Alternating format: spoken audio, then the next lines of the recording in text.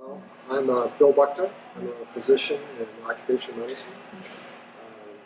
Live here in La Crosse, Wisconsin area. I've been here for 28 years. Wow, long time. So, a number of different jobs. I guess we're going to talk about that. Yes, we are. And I guess we can start that off with first asking, what is occupational medicine exactly? Great question. Yeah. Most people don't know. They think they're occupational therapists. Nothing wrong with being an occupational therapist, but this is a medical specialty. We are actually general physicians for the working population. So pediatricians take care of kids, geriatricians take care of the elderly post-retirement. We take care of everybody else in between. So we take care of the working population. And, it's a branch of preventive medicine, and the American Board of Medical Specialties, OCC falls under preventive medicine. So our goal is to prevent workplace injuries and illnesses. Unfortunately, most of it's reactive, that we see people that have been injured or ill at work, and we treat them. But from that, we learn what we can do to prevent injuries and illnesses. Definitely. Good to know. I learned something too, because I mean, even me, with going into medicals next year, I mean, I had an idea, but it's like, it's not the most common. It's definitely not, it's like pediatrics or internal med, where family medicine, that's more, the more common specialties in that regard, I would say. I'll go along with that. Okay. Number two, how did you become interested in occupational medicine? Yeah, it was serendipity. I was in family medicine. I finished my family medicine residency. My wife was in dermatology. We were offset by a year, and once I graduated, I'd have to go back in the Air Force. And we just got married, didn't really want to be apart for a year. So I looked around to see what else was out there, and Medical College of Wisconsin at that time, had a residency, a one-year residency in occupational medicine. I said, okay. Yeah. What's that? Yeah, I was almost done with family medicine. I didn't know what it was. And so I investigated, and they said, yeah, we've got an open position. Would you like to join us? The Air Force approved it, so I spent a year doing that. Kind of fell in love with it, enjoyed it. Started doing my master's in public health, which goes along with our specialty. When I got out of the Air Force 4 years later, I decided to make it a full-time career. 1992, came here to La Crosse. Haven't looked back. Wow, very impressive. Quite the path. Yeah, but again, I wasn't because anyone told me about it. It was just, I needed to do something. Yeah, the serendipity part. I guess. Totally Yes. serendipity. Yes. Very good.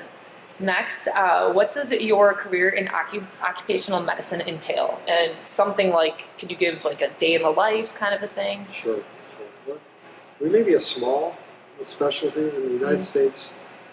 Board certified occupational physicians they're still practicing, less than 2,000 in the whole country.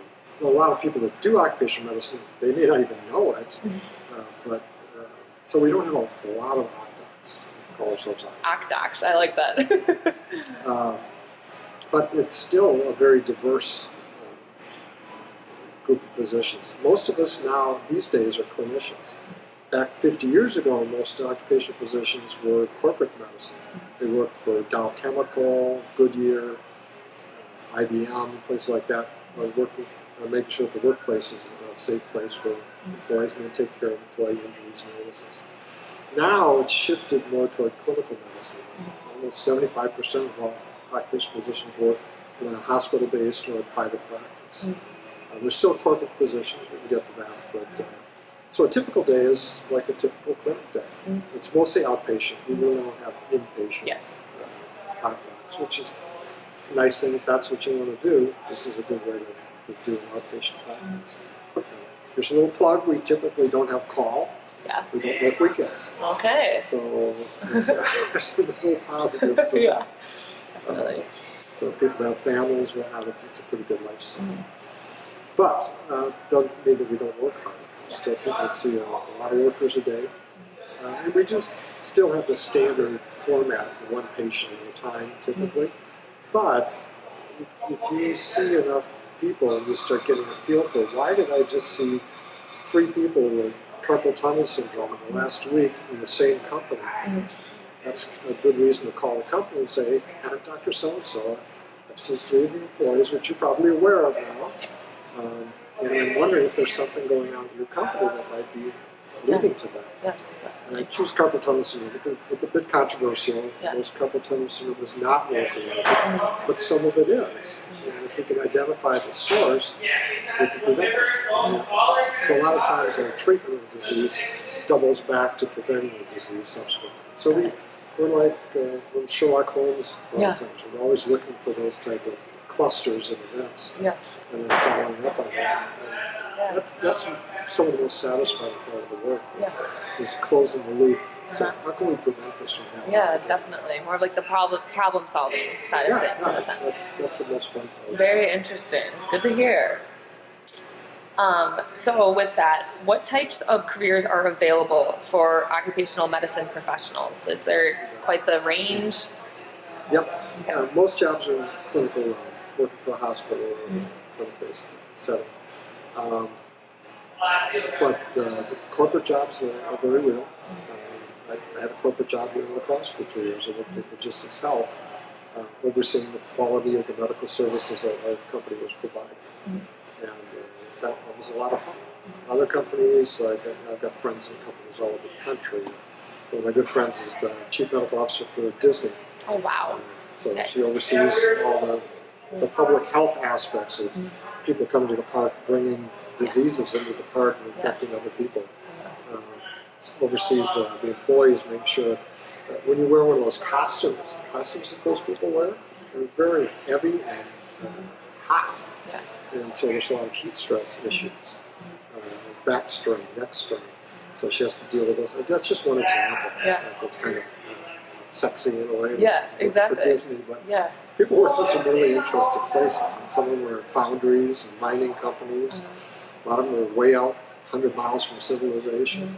But it's so different from what most doctors do. Yeah, and I think those are some great examples because I think it's a lot of stuff that the general population doesn't necessarily, it goes right over your head. You don't think about, for example, Disney, the costumes, like being, in some way, especially if you're down in Orlando during the summer, like a health hazard, heat stroke, all of that. Can you imagine being in that costume when it's 95 degrees? No, I can 95% humidity. Yeah. That's a very good point, but I think it's really cool to hear about employee health and how your role in that. It's very interesting. That's all bad.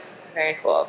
Anything to add on that when it comes to, I know you mentioned corporate a little bit, but government or military? I was going to say. Okay. Those are the other two that are pretty big. We have Docs are one of our occupational positions. John Howard is the head of the National Institute of Occupational Safety and Health.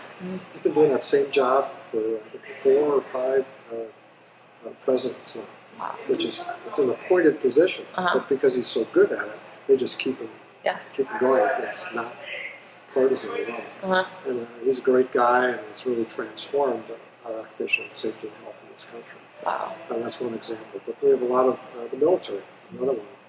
A lot of military doctors are really occupational physicians because they're taking care of the troops. Correct. And they have to be aware of what environment those troops are being exposed to, what hazards, noise, weapons, grease, jet fuel, any number of things, and to try to protect the troops from those exposures. And then there's the other aspect of our specialty that doesn't get talked about, and that's environmental medicine. And our national organization is American College of Occupational and Environmental Medicine. And almost everything we talk about is occupational, and yet environmental is getting to be a big deal. And when there's pollution in a neighborhood, people get sick. We're the public health, medicine, occupational medicine physicians that are probably best able to handle those situations. Dealing again with a specific population that's exposed to a specific source, toxicity, determining was that disease linked to that source, and how do we deal with it, and how do we mitigate the source to prevent it from happening again. So there's opportunities in public health for occupational physicians. A lot of my colleagues have worked for the CDC, being EIS officers, which is an environmental investigation service. And they'll being sent to Alaska and they'll say, well, we've had 30 people die of this disease. We don't know where it's coming from. Go figure it out. And again, being a Sherlock Holmes. Wow. The investigative piece. I wasn't expecting all of that with occupational medicine. So that's really interesting. Old-time medicine. Out of the 1800s. Wow. Very cool. Okay, so a little bit more of a personal question. What is your favorite and least favorite part of your career in occupational medicine? You can start with whatever one you want. Least favorite, okay. Probably the paperwork. Yeah. I think you could say that in any specialty. Any specialty with the electronic record. Everything has to be documented like crazy. Ours is probably medical legally challenged as much or more than other specialties because a lot of what we do is workers' compensation. Work comp has a definite medical legal aspect to it. Frankly, if you do it right, if you just treat people like people and you administer good medicine, you don't have to worry about it. You simply have to document things. Correct. But that's, I think, the least friendly part of the job is the documentation. What do I like the best? I guess the variety. That would be my guess. I mean, if you want to just treat back pain all day long, you can do that. But most people don't want to do that, and they don't have to do that. So just the variety of things that we see. And being able to continue to interact with people. On the other hand, if you don't want to interact with people, there are jobs you can work from home, just do case review, utilization review. Those things exist. So you can do pretty much anything you want. You can write your own ticket. And frankly, right now, there's a tremendous shortage of occupational physicians in this country, probably worldwide as well. And so you can pick your own job. Definitely. Good for the students, students who are listening to know, just because, there's a need for many specialties, but occupational medicine is right up there with them, in that need. So, anything else you would like to add or share with the AMP Honors Program students, or any words of advice that you have for them? Sure. It's specific to OccMed. I guess I'd say that most of my colleagues, including myself, have started in another specialty and moved into OccMed. And that gives a real depth from having experience in other fields. But it's not necessary to do that. And don't be afraid to just jump into something, try it. If you don't like it, it's pretty easy to change to a different specialty. And it actually enriches your practice in the long run. And I guess I'd say that in general. Don't fret too much about what you go into. So many times I've seen people do a year of anesthesiology and say, it was really fun at first, but I'm getting all caught up in the drugs, and I really I'm missing interacting with conscious people. And we have anesthesiologists in occupational medicine. So I just woke up and said, this isn't what I want to do the rest of my life. Nothing wrong with that. And you got a lot of great experience for the first year or two that you did that. It's not a waste. Nothing is a waste if you really put your mind to it. So where you end up may not be anything close to where you start. But that's actually the norm for a successful and a happy physician. And I'm sure there's, even with that, even if there is multiple pathways and routes to get to where you actually ultimately want to be, I mean, there's value in everything you learn along the way, it sounds like. Looking at those, different routes as opportunities versus, and by no means is it a failure by changing direction. I think that's a very important piece. So we have a lot of surgeons who are occupational physicians, we have ER docs, we have radiologists, any number of things, but they bring skills with them that make them particularly useful people to turn to when they need advice. Being a very small community, you know just about everybody in the field. And so you know who to go to when you have a toxicology issue. I can 5 people on my hand, I call in an instant. Wow. Quite the network. So, awesome.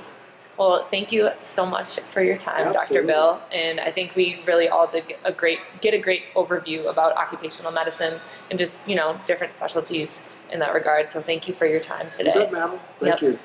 Take care. The time.